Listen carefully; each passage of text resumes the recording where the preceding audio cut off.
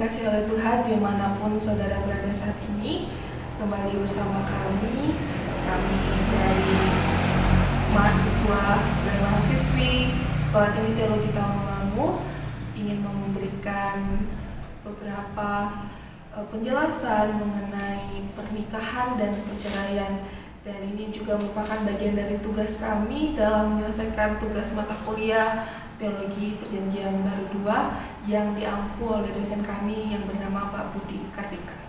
Nah, sebelumnya kami ingin memperkenalkan diri. Perkenalkan, nama saya Ria Angelina dan ada dua narasumber kita pada saat ini. Mungkin kakak bisa kenalkan namanya siapa, memperkenalkan namanya? Ya, perkenalkan nama saya Ria Ria. Dan kak yang sampingnya? Perkenalkan, saya Imran Lahia.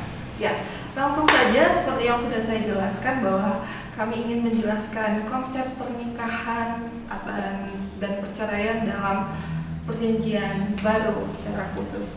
Nah, saya langsung saja ingin bertanya kepada Kak Rebecca nih, apa sih konsep pernikahan dalam perjanjian baru yang diajarkan bagi kita orang percaya atau orang Kristen? Silakan Kak Rebecca. Baik, di sini saya akan menjelaskan mengenai konsep pernikahan dalam perspektif perjanjian baru. Nah, yang poin pertama, pernikahan dipandang sebagai karunia Allah yang indah dan kudus. Nah, di situ tertulis dalam Matius 19 ayat 4 sampai 6. Nah, dalam Matius ini dijelaskan bahwa pernikahan itu bukan sekadar kontrak sosial, tetapi sebuah ikatan yang disahkan oleh Allah sendiri. Nah, poin yang kedua, kesatuan yang tak terpisahkan. Nah, dimaksudkan di sini pernikahan menyatukan dua orang menjadi satu daging. Tertulis dalam Matius 19 ayat 5, dan di situ menunjukkan bahwa keintiman yang mendalam dan komitmen yang dimiliki oleh sepasang suami istri itu berlangsung seumur hidup.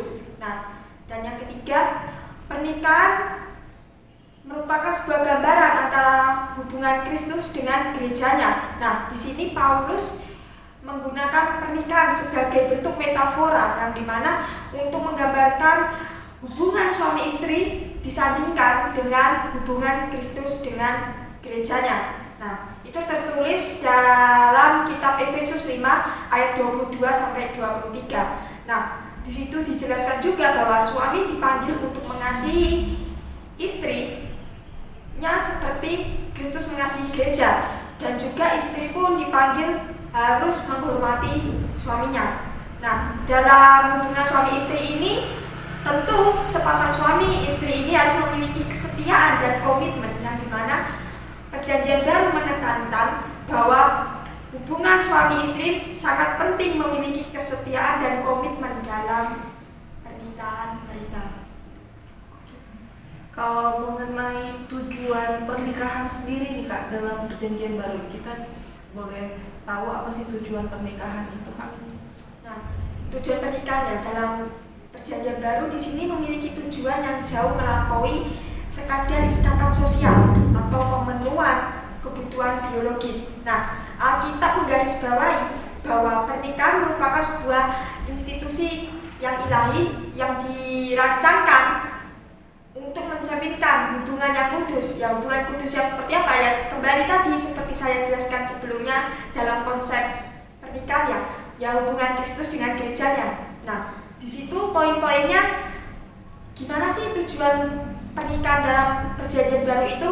Nah, pernikahan itu mencerminkan kasih Kristus. Nah, itu kita dapat lihat dalam Efesus 5 ayat 25. Nah, pernikahan itu dipandang sebagai sebuah model bagi kasih Kristus yang rela berkorban dan mengutamakan kepentingan pasangan. Nah, hubungan suami istri merupakan hubungan yang saling melengkapi dan dipanggil untuk mendukung satu sama lain dalam perjalanan iman mereka berdua ya. Nah, itu poin yang pertama. Nah, dan yang kedua nih, poinnya kesatuan yang tak terpisahkan. Nah, itu tertulis dalam Matius 19 ayat 5. Nah, pernikahan menciptakan ikatan yang sangat erat, di mana keduanya menjadi kesatuan yang baru, di mana seorang suami dan seorang istri dia ini bukan dua, melainkan satu. Yang Allah sendiri sudah menghendaki dalam sebuah ikatan pernikahan. Mereka kan menikah mengucapkan janji. Janji pernikahan itu kan kudus sekali, pernikahan itu. Nah, Allah mengendaki supaya hubungan suami istri ini terus terjalin erat. Jangan sampai salah satunya nggak mendukung, bahkan justru nggak saling berkomitmen dalam menjaga perjanjian pernikahan mereka sebelumnya. Nah, di situ. Dan yang ketiga nih, tujuan pernikahan ini adalah persekutuan dalam iman. Nah, pernikahan adalah sebuah perjalanan bersama seorang suami dan istri dalam perjalanan iman mereka, yang dimana suami dan istri harus saling mendorong untuk sama-sama bertumbuh secara rohani. Berarti harus mempunyai hubungan yang lebih tinggi, bahkan menjalin hubungan bersama dengan Tuhan. Jadi jangan sampai diabaikan hubungan mereka dengan Tuhan. Nah, di situ. Bahkan tujuan pernikahan itu juga menghasilkan keturunan. Nah, itu tertulis juga dalam Kejadian 1 ayat 28. Allah sendiri mengendaki supaya manusia itu untuk beranak cucu ya. Ya, walaupun dalam pernikahan ini sebenarnya tujuannya ya sama-sama saling mendukung dan sama-sama saling memuliakan Tuhan. Bahkan dalam memiliki keturunan itu sebuah berkat dalam pernikahan, ya sebuah anugerah yang Allah percayakan dalam mereka membangun keluarga baru, keluarga yang lebih yang memiliki tanggung jawab lagi, bahkan dalam mendidik anak, membesarkan anak sesuai dengan nilai-nilai Kristus yang ditanamkan. Nah, jadi pasangan suami istri ini ketika dikaruniai anak, ya mereka mempunyai tanggung jawab untuk mendidik anak itu supaya memiliki nilai-nilai Kristus dalam dirinya. Nah, gitu. Nah, yang terakhir nih, saling memenuhi kebutuhan. Nah, tujuan pernikahan ini dirancang untuk memenuhi kebutuhan yang seperti apa ya? Kebutuhan kasih sayang, dukungan emosional, dan persahabatan yang mendalam antara suami dan istri. Nah, pernikahan yang sehat itu adalah pernikahan yang dibangun di atas fondasi kasih Kristus, yang mereka sepasang suami istri memiliki sikap saling menghormati dan memiliki komitmen seumur hidup. Itu tadi konsep dan tujuan dalam pernikahan. Tapi seperti yang kita lihat ya selama ini, bahwa memang dalam pernikahan itu kadang berjalan tidak sesuai dengan konsep dan tidak sesuai dengan tujuan yang ada. Nah, banyak sekali masalah-masalah yang terjadi, bahkan bisa menyebabkan perceraian dalam pernikahan. Nah, saya mau bertanya ini kepada Kak Indra. Mungkin Kak Indra bisa jelasin apakah memang bercerai itu boleh dalam perjanjian baru? Silakan Kak Indra. Ya, di sini saya akan mencoba menjelaskan apakah perceraian di dalam perjanjian baru itu diperbolehkan atau tidak. Nah, untuk menjawab hal ini saya mau melihat beberapa ajaran yang diajarkan di dalam Alkitab atau di dalam perjanjian baru terkhususnya. Nah, di dalam itu ada beberapa ajaran yang diberikan oleh Tuhan Yesus, dan yang ada juga ajaran yang diberikan oleh Rasul Paulus, sehingga muncullah pandangan umum mengenai perceraian di dalam Alkitab. Nah, yang saya pelajari bahwa ajaran-ajaran yang Yesus berikan tentang perceraian ini bisa kita lihat di dalam Matius pasal 19. Nah, di situ berbicara ketika orang Farisi bertanya kepada Yesus mengenai perceraian. Nah, di sini Tuhan Yesus langsung merujuk kepada penciptaan yang ada di dalam Kejadian pasal 22 ayat 24. Di situ Yesus menyatakan bahwa Tuhan mempersatukan pria dan wanita itu di dalam sebuah ikatan pernikahan yang tak terpisahkan. Yesus mengatakan bahwa apa yang telah dipersatukan Allah tidak boleh diceraikan manusia. Namun Yesus juga memberikan pengecualian dalam kasus perzinahan, di mana perceraian bisa terjadi pada saat terjadi atau kedapatan berzina. Di dalam Matius 19 ayat 9 berkata demikian, tetapi aku berkata kepadamu, setiap orang yang menceraikan istrinya kecuali karena zina dan kawin dengan perempuan lain, ia berbuat zina.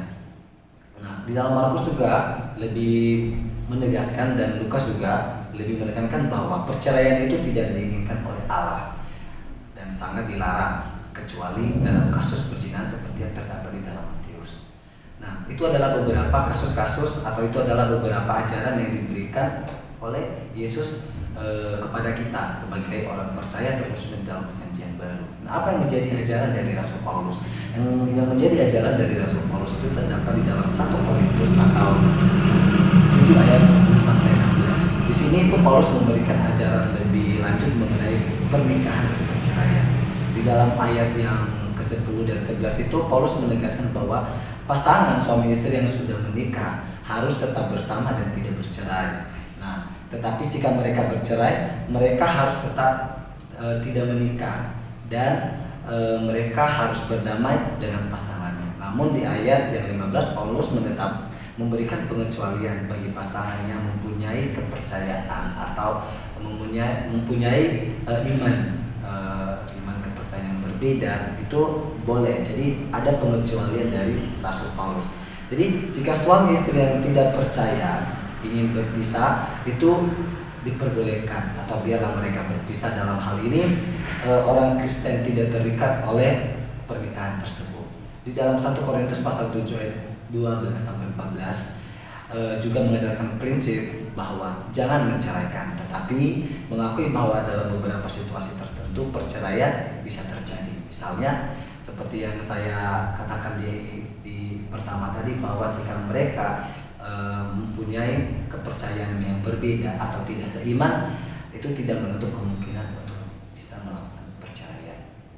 Nah, pandangan umum dalam Alkitab mengenai perceraian ini secara umum, tujuan pernikahan ini kita lihat bahwa ini mengajarkan kita untuk mencerminkan kesatuan yang ada di dalam kesetiaan antara satu dengan yang lain. Dan oleh karena itu perceraian tidak dianggap sebagai sesuatu yang diinginkan oleh Tuhan. Tapi seperti yang saya jelaskan di atas, bahwa ada hal-hal tertentu yang memungkinkan bisa terjadi perceraian.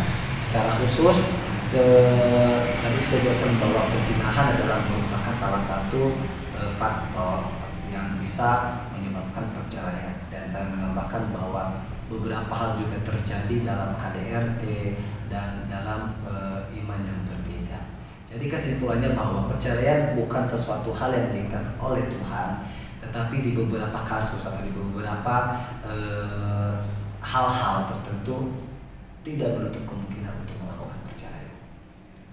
Saya boleh bertanya, saya tadi sempat dengar kalau misalnya Tuhan bilang tidak boleh bercerai kecuali karena zina. Mungkin ada yang melatar belakangi hal itu. Kenapa kalau Tuhan bilang kenapa berzina itu boleh diceraikan? Ada latar belakangnya kayak gitu? Iya. Jika kita lihat di dalam konteks kitab perjanjian baru, pada saat itu di orang-orang Yahudi, bahwa orang yang akan kedapatan berzina, orangnya pasti akan dirajam. Nah, jadi di sini sebenarnya Tuhan Yesus mengajarkan daripada kita kehilangan satu jiwa, atau Tuhan Yesus sebenarnya mengajarkan memberikan pengampunan, sehingga Tuhan Yesus atau dia memberikan pengecualian, yaitu perceraian. Jadi sebenarnya perceraian tidak diinginkan, akan tetapi daripada memakan korban, yang dimana pada saat itu jika terjadi atau jika kedapatan bercerai, mereka akan dirajam atau dihukum mati. Berzina. Iya, berzina. Jadi daripada ada korban, daripada seseorang itu dirajam, lebih baik dia diberikan pengampunan, yaitu bercerai. Akan tetapi setelah bercerai mereka tidak diperbolehkan untuk menikah lagi, kayak gitu. Tapi kalau misalnya ada kasus nih Kak, dalam pernikahan ada kasus KDRT, mungkin tadi Kakak sudah sempat singgung ya, apakah misalnya ketika terjadi kekerasan, mungkin suami memukuli istrinya sampai menyebabkan istrinya udah sampai ketakutan nih sama suaminya, bahkan memang keadaan si istri udah memang bonyok karena udah dipukul atau segala macam. Gimana pandangan perjanjian baru kalau mengenai permasalahan ini Kak? Apakah memang benar-benar solusinya hanya bercerai atau memang apakah boleh bercerai begitu? Di dalam perjanjian baru sebenarnya masalah kekerasan ini itu tidak begitu dijelaskan ya, atau saya tidak melihat begitu jelas bagaimana jika terdapat atau jika kedapatan KDRT di dalam ini. Nah, itu saya tidak banyak mendapatkan, atau mungkin PB tidak menjelaskan secara rinci tentang hal itu. Namun saya masih belum menikah dan saya tahu bahwa beberapa di dalam kekeluargaan kekristenan KDRT ini sangat bisa dibilang lumayan banyak lah ya kita dapat. Mungkin teman-teman juga mendapatkan beberapa kasus-kasus KDRT hal ini. Nah, yang saya pelajari melalui perjanjian baru ini bahwa sebenarnya KDRT ini pasti terjadi karena ada penyebab atau ada faktor awal kenapa bisa terjadi. Nah, sehingga bagi saya pada saat terjadi KDRT tidak langsung dirujuk kepada perceraian. Menurut saya ya, sebenarnya dan yang kita pelajari yang saya pelajari dalam PB ini tadi bahwa memang ada pengecualian itu kalau kedapatan berzina. Akan tetapi ada latar belakangnya kenapa terjadi demikian. Sama halnya dengan KDRT juga. Pada saat terjadi KDRT kita tidak langsung harus merujuk kepada perceraian atau melakukan perceraian. Akan tetapi alangkah lebih baiknya bahwa kita akan melakukan proses yang dimana sebenarnya itu menjadi tugas gereja ya untuk melakukan pendampingan terhadap korban-korban yang mengalami KDRT ini, sehingga pada saat mereka diberikan pemulihan mereka akan bisa untuk menerima kembali keluarga yang ada. Dan di sini juga bukan cuma gereja dan bukan cuma korban juga yang akan didampingi, pelaku juga akan didampingi, sehingga dengan melakukan pendampingan ini mungkin mengurangi kekerasan-kekerasan yang terjadi di keluarga, terkhususnya di keluarga Kristen. Dan di sini juga keluarga penting untuk melakukan pendampingan di beberapa korban atau di pelaku juga. Dan sebelumnya ini juga penting bagi gereja untuk dapat belajar bahwa sebelum melakukan pernikahan harus ada konseling terlebih dahulu, sehingga pada saat setiap anak-anak, setiap orang yang sudah mau menikah, mereka bisa melihat bagaimana mereka ke depan pada saat diperhadapkan dengan situasi-situasi seperti begini. Jadi menurut saya bahwa pada saat mengalami KDRT perceraian bukanlah salah satu jalan menurut saya. Dan jika ditanya kamu setuju nggak pada saat mengalami KDRT melakukan perceraian, saya tidak setuju akan hal itu. Karena semua problem pasti ada solusi, pasti ada cara untuk memperbaiki setiap hal. Ya, kalau dari penjelasan kakak, saya menyimpulkan bahwa perceraian itu benar-benar tidak diinginkan oleh Tuhan. Ya, mungkin kakak-kakak bisa memberikan tips nih kepada pasangan suami istri di luar sana, mungkin supaya pernikahan mereka bisa awet gitu. Mungkin saya boleh dengarkan yang pertama dari Kak Rebecca. Apa nih tipsnya Kak? Ya, tips menjaga pernikahannya hubungan suami istri supaya awet ini tentu yang pertama harus ada komunikasi secara terbuka. Nah, komunikasi yang terbuka tuh komunikasi yang jujur antara suami dan istri. Ya jangan sampai salah satu di antara mereka jika memiliki masalah justru dipendam sendiri. Nah, itu yang akan memicu konflik. Nah, baik mau punya masalah apapun, sampaikan. Harus berani terbuka. Mau ungkapannya positif kah, mau negatif kah, itu harus terbuka. Diungkapkan secara jujur. Karena apa? Kalau tidak seperti itu, ya bagaimana mungkin pasangan akan saling memahami. Nah, itu. Jadi dalam komunikasi ini yang diharapkan pasangan suami istri ini harus saling mendengarkan satu sama lain. Jangan sebaliknya membela diri, yang paling benar ini, yang paling benar ini dan ini, itu nggak boleh. Jadi harus sama-sama saling memahami, cari jalan tengahnya, komunikasikan dengan baik. Nah, yang kedua itu pasangan suami istri itu harus memiliki kasih yang tulus. Nah, kasih yang tulus itu kayak mana? Ya, tunjukkan dari tindakan nyata. Nah, bukan sekedar hanya kata-kata saja, omongan aja. Jadi jika salah satu dari pasangan suami istri ini melakukan kesalahan, ya ampuni kesalahannya dia. Jangan sebaliknya mengungkit, kamu ini gini. Nah, kayak apa ya? Kayak nggak memahami pasangannya nih. Ujungnya konflik itu, debat kusir semua itu. Nah, kan apalagi kalau udah punya anak kan kasihan didengar anaknya juga ya enak kan. Nah, situ. Nah, yang ketiga itu tentu pasangan suami istri ini harus memiliki rasa saling menghormati satu sama lain, yang dimana mereka pasti harus mengambil sebuah keputusan yang sama-sama bisa mereka hormati keputusan itu, baik keputusan suaminya seperti ini, keputusan istrinya seperti ini, yang mereka sama-sama saling menghormati. Jangan memaksa, kamu harus menghormati keputusanku ini, kamu harus ikut keputusanku ini, nggak bisa. Nah, semuanya itu harus dibicarakan, nggak bisa langsung ini, nggak bisa. Harus salah satunya yang harus, kamu harus ini pegang keputusanku ini, nggak bisa. Nah, jadi di situ pasangan pun, baik suami istri ini harus memiliki rasa untuk saling mendukung.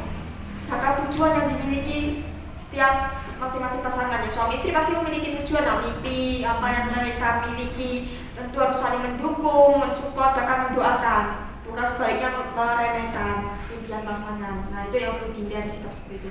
Nah, ini nih, pasangan suami istri itu juga harus memiliki waktu yang berkualitas. Waktu yang berkualitas itu seperti apa? Ya aktivitas yang sama-sama mereka sukai, ya mungkin punya waktu me time, waktu yang mereka ingin jalin relasi yang lebih dekat lagi, ya mesra-mesraan lah apa gitu kan bisa, ya mungkin bisa baca Alkitab bersama, doa bersama, bahkan ikut ibadah bersama. Itu adalah suatu hal yang justru membuat pasangan suami istri ini mempunyai waktu, tidak hanya sekedar untuk dirinya sendiri, tapi mempunyai waktu yang bertumbuh sama-sama dengan Tuhan. Nah, itu dari spiritualitasnya ya. Nah, dan yang ketiga nih, juga yang terakhir, pasangan suami istri itu jika diperhadapkan konflik, mereka harus bisa mengambil keputusan secara bijaksana. Nah, di situ jangan serta-merta pasangan suami istri itu memperdebatkan masalah tapi tidak mencari solusi. Jadinya kayak banyak bicara, bertengkar sana sini. Nah, di situ pasangan suami istri dituntut harus cari apa yang menjadi akar masalah yang mereka alami. Nah, di situ mereka harus berusaha untuk memahami akar dari masalah yang mereka hadapi. Dan begitu ketika sudah memahami akar masalahnya, komunikasikan dengan baik supaya bisa menemukan solusinya, bisa mengambil jalan tengahnya untuk mengatasi masalah yang mereka alami. Nah, dan hindari nih nada suara yang tinggi, bahkan caci maki, jangan nih. Gunakan kata-kata yang lebih baik dalam menjelaskan masalah, dan hindari yang juga namanya main fisik. Nah, itu sangat harus dihindari karena tempat KDRT kan mereka nggak, pasangan suami istri itu kadang nggak bisa mengontrol emosinya, otomatis kan sampai main fisik, istri dipukul lah apa segala macam. Nah, itu harus dihindari. Ya, itu dari saya sih. Iya. Keren. Selanjutnya mungkin dari Kak Imran nih, apa nih tipsnya supaya pernikahan itu awet, Kak? Ya, kalau dari saudari Rebecca sudah banyak menjelaskan. Kalau di saya, menurut saya, yang pertama itu carilah pasangan yang seiman. Seperti yang dibilang tadi Rasul Paulus. Nah, tadi Rasul Paulus sudah mengajarkan kepada kita. Yang pertama kita harus mencari yang seiman. Itu adalah hal yang terpenting menurut saya. Terus yang kedua, kesetiaan. Nah, kenapa bisa terjadi perceraian? Gara-gara kurangnya kesetiaan satu dengan yang lain. Nah, jadi penting bahwa kita mencari pasangan yang seiman, juga kita penting untuk menaruh kesetiaan. Dan yang terakhir, saya cuma kasih tahu, yaitu kepercayaan. Jadi pada saat kita mencari pasangan yang seiman, terus kita mempunyai kesetiaan, kita menaruh kesetiaan dan disertai dengan kepercayaan. Apapun yang menjadi masalah di dalam keluarga, dalam pasangan pasti bisa teratasi dengan baik dan bisa mencari jalan keluar bersama-sama. Itu sih menurut saya. Wah, keren ya teman-teman. Ya mungkin itu ya dari Kakak Rebecca dan Kak Imran. Ya, kiranya dari pembahasan perbincangan kita pada saat ini bisa memberkati saudara-saudara di luar sana yang saat ini mungkin ingin menikah ataupun yang sudah menikah. Semoga dari penjelasan konsep pernikahan, tujuan pernikahan, bahkan tentang perceraian yang sudah dijelaskan tadi boleh memberkati saudara-saudara semua yang sudah mendengarkannya pada saat ini. Dan kami bertiga ingin meminta maaf jika mungkin dalam penjelasan masih terdapat kekurangan. tapi kiranya teman-teman atau bahkan saudara bisa menerima atau bisa menangkap hal-hal yang baik yang dapat memberkati pernikahan atau kehidupan saudara-saudara di luar sana. Nah, sekian dari bincang-bincang kami pada pagi hari ini. Kiranya Tuhan Yesus memberkati kita semuanya. Shalom. Shalom.